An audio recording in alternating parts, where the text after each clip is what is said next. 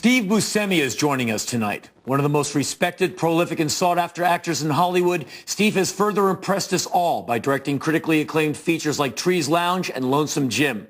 Continuing to show his multiple talents, Steve will play a member of the paparazzi in the upcoming film Delirious, and he will also star and direct the soon-to-be-released Interview. Steve, it's great to see you. You too. Right on. Really happy to be here. Let's get right into this film Interview. What's it about? Well, first of all, it's a remake of the Dutch film that was made by Theo van Gogh, who was murdered in 2004 in Amsterdam. And this is one of three films that he made that he wanted to remake as American films. So this is a film that he had made in 2003, and it's about a political journalist who was sort of in not good standing at his magazine, and he gets this assignment to interview this starlet, this actress, and that he doesn't want to do it. He thinks it's beneath him, and he doesn't prepare, and he goes to the interview with sort of an attitude. And then she, of course, turns out to be much smarter than he gives her credit for, and she ends up kind of doing a number on him. And so it's basically a two-character piece, and I play the journalist, and Sienna Miller plays the actress. Were you a fan of Van Gogh? I didn't know his work. I mean, I had heard of him, but probably because of his name. I mean, he is the great nephew of Vincent van Gogh. Yes. Yeah, and then of course when he was murdered, I read about that, and so I was interested in just seeing his work. Van Gogh was a pretty interesting character in that he basically called it like he saw it. Yeah. But sometimes the way he saw it kind of bummed me out here and there. But on other aspects, I quite agree with the guy.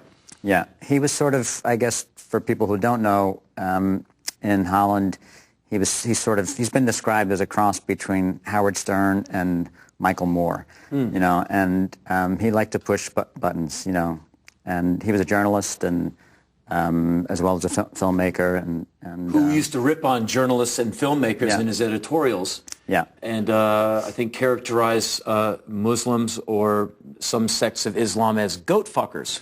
Yeah, which is going to inflame. That's going to anger some people. That's going to piss people off. Yeah.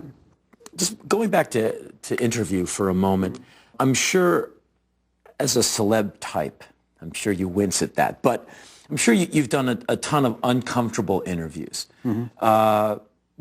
Did that have any effect on how you approached directing Interview? I certainly had that in mind. Yeah, it's weird, some of the experiences I've had doing interviews. I remember once doing a phone interview with a British publication, and we talked for 20 minutes, whatever. When I read the piece, it was as if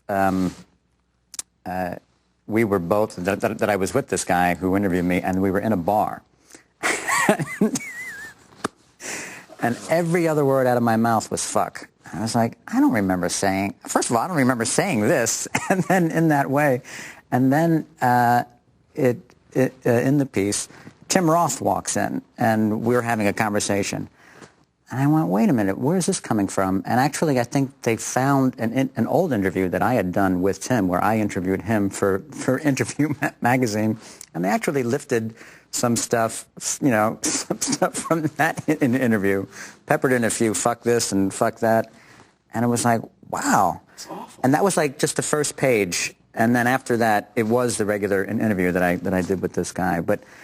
And I don't even blame him, probably. I'm sure it was an editor that said, we got to spice this up. Come on, we got to do something here. With the film Delirious, you play paparazzi, right?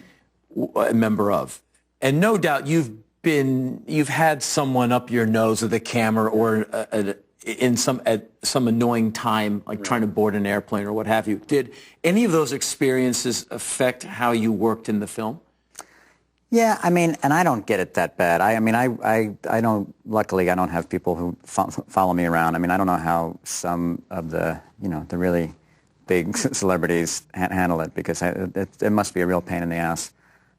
But I was, it was a great character, and I even ended up going out with this photographer that I know in New York, Steve Sands, and he brought me to a Victoria's Secrets show, you know, so that I could experience being a photographer.